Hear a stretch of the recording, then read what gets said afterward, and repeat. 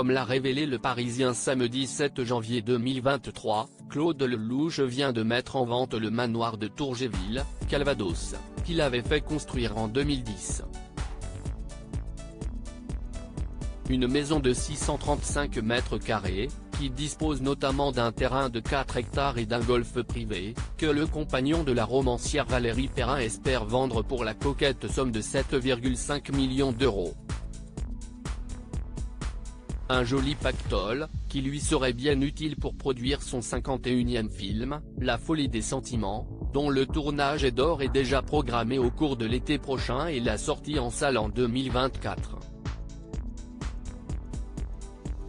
Cette incroyable bâtisse lui a plus souvent servi de décor pour ses longs métrages que de lieu de résidence.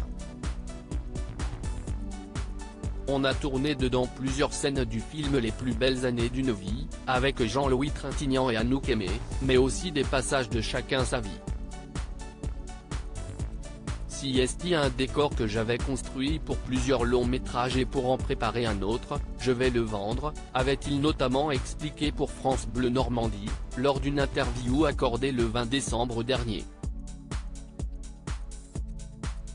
La Normandie, sa pharmacie, mais il faudra donc mettre le prix pour s'acquérir ce prestigieux bien.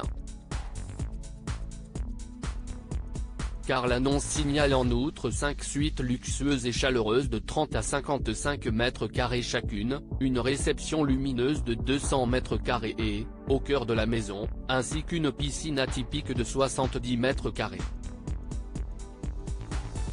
Rien que ça. Si est véritablement un bien de collection.